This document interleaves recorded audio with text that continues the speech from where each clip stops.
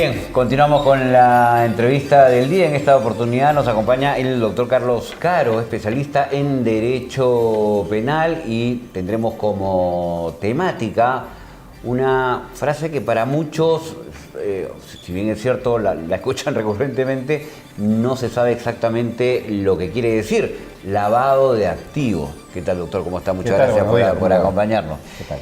Lavado de activos. ¿Qué es el lavado de activos precisamente? Para explicarlo en simple, Claro. cuando alguien comete un delito, por ejemplo, corrupción, robo, estafa, uno obtiene un beneficio, Correcto. dinero, un bien, ¿no? Hasta ahí uno ha cometido el llamado delito precedente, corrupción, lavado, lo que fuera. Pero luego, el lavado de activos en sí implica convertir ese dinero en otro producto. Por Correcto. ejemplo, la plata de la corrupción la meto en una cuenta bancaria. O la plata de la corrupción la invierto en un inmueble. Eso es lavado de activos. Así se configura el lavado. Así se configura el lavado. Cuando Claro. yo el producto de un delito lo transformo en otros efectos, otros bienes con la finalidad de borrar el origen. Por eso viene la palabra lavado, ¿no? Correcto. Borrar el origen delictivo del bien. Correcto. ¿Cómo empieza una investigación preliminar del lavado de activos? Puede iniciarse por muchas vías, ¿no? Una denuncia de la prensa, una denuncia de un ciudadano, la unidad de inteligencia financiera que monitorea operaciones sospechosas. Que es lo más regular, digamos. Exactamente, son las fuentes para una apertura de una investigación, ¿no? Se abre una investigación y esa investigación que está a cargo de la Fiscalía pasa por un periodo donde la Fiscalía tiene que descartar si hay un caso o no hay un caso, si hay fundamento o no hay fundamento. Esa es la etapa preliminar, ¿no? ¿Cuáles son los delitos precedentes al lavado de activos? Muchísimos. Acá en Perú, a diferencia de otros, tenemos un catálogo muy generoso. De manera que Correcto. cualquier delito que genere una ganancia puede ser un delito fuente o delito precedente. Por ejemplo, el contrabando, el fraude, la estafa, el robo, trata de personas, minería ilegal, la lista es enorme, ¿no? Entonces, el ciudadano de a pie puede pensar en cualquier delito que genere una renta ilícita, Claro. puede dar lugar a un posterior lavado de activos. A ver, y los involucrados, porque mucha gente obviamente cita inmediatamente a personas o públicas o digamos que estén ligados ya sea al gobierno o a instituciones privadas, pero aquí digamos el entorno es variado. Claro, el delito es aplicable a cualquier persona, A cualquier persona, no solamente correcto. a políticos o funcionarios públicos, sino a cualquier ciudadano en general, ¿no? Entonces, incluso los llamados informales, que tienen una renta ilícita pero que no pueden explicar su origen, puede ser objeto de investigación por lavado. Correcto, porque digamos que es normal que la gente solamente tienda a juzgar a determinado sector, ¿no? de inculpados. Efectivamente, ¿no? Cuando en la realidad hay muchos del sector privado Correcto. que están cometiendo lavado de activos porque tienen una serie de rentas cuyo origen no pueden justificar. Y es ahí donde la ley les abre dos direcciones, ¿no? Lavado de activos si se prueba que eso proviene de un delito, Claro. o la otra opción también es lo que ahora se llama extinción de dominio, es decir, un juicio civil donde el ciudadano puede perder sus bienes y que no logra justificar la licitud de los mismos. ¿Qué delitos pueden ser fuente? En el caso de la extinción de dominio no hace falta la conexión con un delito, ¿no? Basta con que, por ejemplo, la Fiscalía detecte que una persona, por ejemplo, tiene un edificio, Correcto. pero no tiene RUT, no paga impuestos, No no, paga tiene un impuestos. trabajo conocido y tiene un patrimonio a su nombre, es un testaferro, ¿no? Correcto. O una persona que es un informal. Le pide una declaración del origen, si esa persona no puede justificar de dónde sacó la plata para comprar el edificio o El construirlo, edificio. lo puede perder en favor del El Estado. edificio, el carrito O las cuentas corrientes, moderno, claro. cualquier bien. Correcto.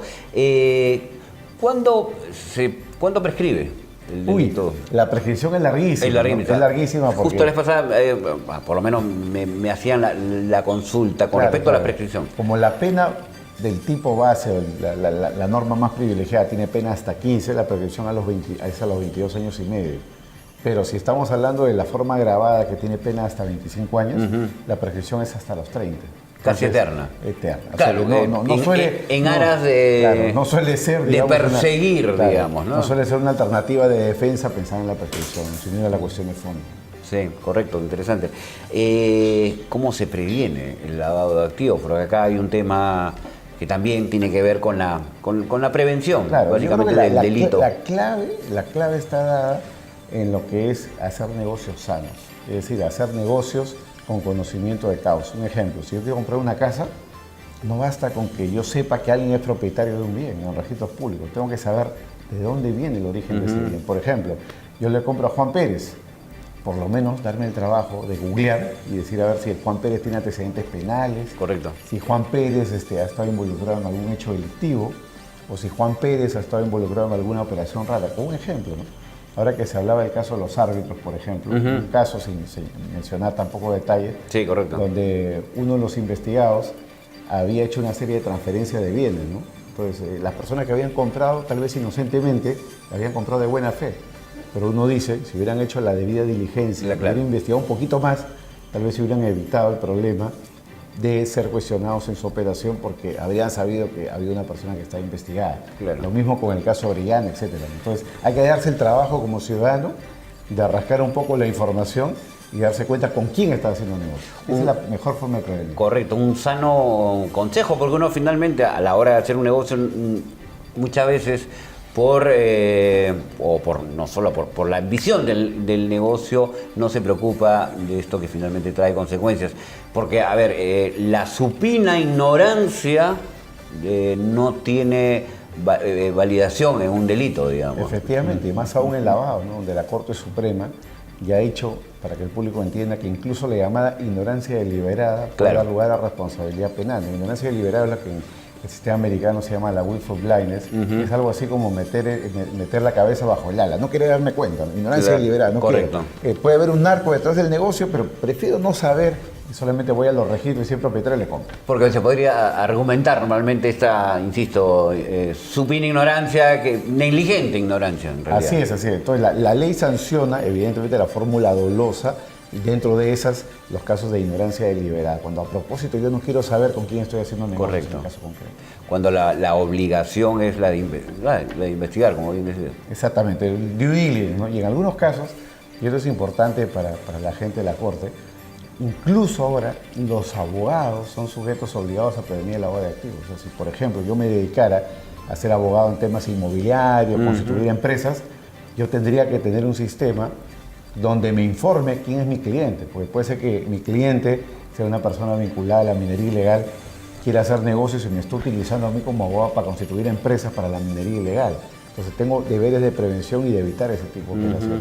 Entonces es un tema que en la medida que se venga aplicando progresivamente puede revolucionar la práctica y, digamos, limpiar, si se quiere así, la práctica de la abogacía, ¿no? Sin duda, y para terminar, y basado obviamente en la experiencia y en el término constante, el lavado de activos, imagino que a partir de hace unos años hay una mayor precaución del individuo. Efectivamente, porque un proceso por lavado, si bien no trae necesariamente el riesgo de condena, hay pocas condenas en Perú por lavado, es un proceso muy desgastante.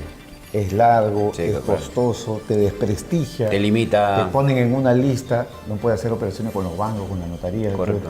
Acabas, por decirlo de alguna forma fea, un poco apestado dentro del sistema, Sí, claro, claro. y limitado para hacer negocio. Entonces, más que la condena es el temor al proceso, ¿no? Donde tú pagas la pena de banquillo, estás procesado y estás, digamos, debilitado para tus operaciones o negocios. Claro, que además, digamos que es la mejor manera de evitarlo. Exactamente, lo que O sea, es obviamente, prevenir ese tipo de consecuencias claro. reputacionales, ¿no? Reputacional es que a veces es una condena que duele más. Claro, y esa más inmediata, porque con la Es sola apertura del inmediata. proceso no hace falta la condena, ya te abrieron el proceso y ya estás aislado, de cierto modo. Ok, doctor Caro, muy amable, Muchas muy gracias. didáctico. Muchas gracias. Además, y nada, seguiremos seguramente Gracias. en algún momento conversando. Muchas gracias. Corresponde.